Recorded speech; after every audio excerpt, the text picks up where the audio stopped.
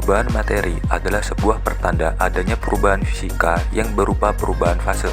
Sedangkan reaksi kimia adalah proses dari perubahan kimia yang dapat diketahui melalui gejala makroskopik yang ditimbulkan seperti dihasilkannya gas, terbentuk endapan, terjadi perubahan warna, menghasilkan panas, atau menghasilkan bau.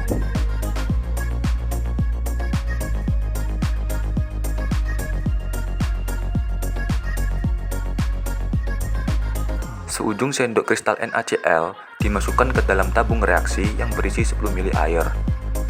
Larutan yang dihasilkan tidak berwarna dan tidak berbau. Di dalam air, ion-ion Na+ dan Cl- terdisosiasi akibat interaksi dengan molekul air melalui proses solvasi. Kemudian larutan diuapkan, dan ketika diuapkan, ion-ion Na+ dan Cl- akan kembali bergabung membentuk kristal NaCl yang berwujud serbuk, putih, dan tidak berwarna. Pita magnesium dimasukkan ke dalam tabung reaksi dan ditambah dengan larutan HCl 1 mol hingga mencapai setengah tinggi tabung. Saat pita magnesium direaksikan dengan larutan asam klorida atau HCl, akan terjadi reaksi redoks. Magnesium teroksidasi menjadi ion Mg2+, sementara ion H+ dari HCl tereduksi membentuk gas hidrogen.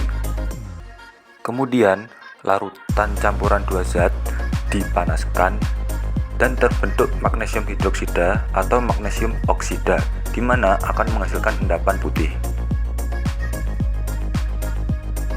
Serbuk karbur barus dimasukkan ke dalam beker gelas dan ditutup dengan kaca arloji yang di atasnya telah ditaruh bongkahan es batu. Kemudian, beker gelas dipanaskan di atas hot plate. Saat dipanaskan, naftalena atau kapur barus akan berubah menjadi gas tanpa melewati fase cair. Naftalena mengalami sublimasi karena gaya antar molekul dalam kristal naftalena cukup lemah sehingga molekul-molekul mudah lepas saat mendapat energi panas.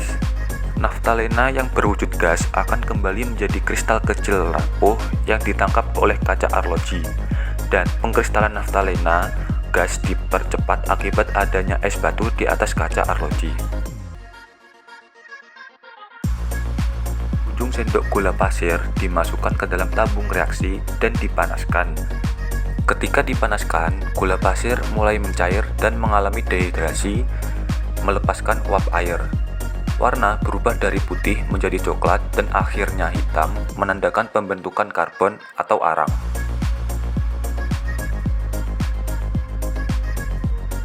1 ml larutan PbNO3 2 kali 0,1 mol dan 1 ml larutan Ki 0,1 mol dicampurkan ke dalam tabung reaksi. Larutan PbNO3 2 kali dan Ki awalnya berupa larutan tidak berwarna. Saat dicampurkan, ion Pb2+ dan I- bereaksi membentuk endapan kuning timbal iodida atau PbI2, dan larutan atau filtrat yang dihasilkan merupakan ion K+ dan NO3-. Seujung sendok padatan Na2CO3 dimasukkan ke dalam larutan HCl 2 mol. Padatan Na2CO3 awalnya serbuk berwarna putih dan tidak berbau, sedangkan HCl adalah larutan tidak berwarna dan tidak berbau. Kemudian, ditambahkan padatan Na2CO3 dengan tujuan untuk menghasilkan zat CO2, H2O, dan NaCl yang nampak larutan tidak berwarna dan tidak berbau. Ketika padatan Na2CO3 dimasukkan ke dalam larutan HCl, akan muncul gelembung gas CO2. Itu adalah tanda reaksi yang terjadi.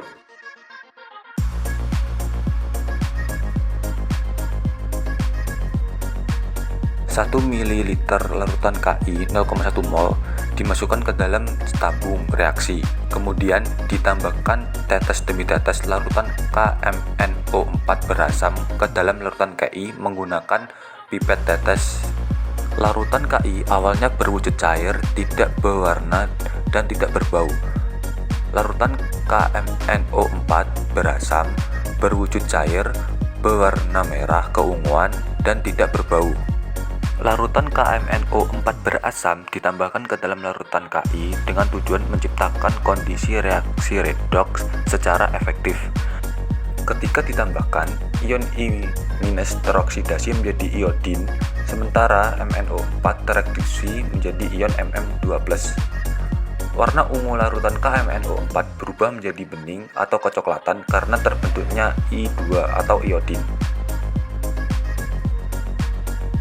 Kesimpulannya, perubahan fisika hanya mengubah wujud atau bentuk zat tanpa mengubah komposisinya seperti pelarutan NaCl dan sublimasi naftalena.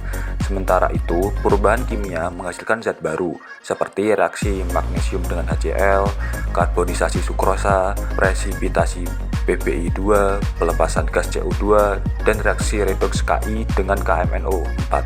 Perubahan ini dapat dikenali dari perubahan warna, terbentuknya endapan, pelepasan gas, atau perubahan wujud zat.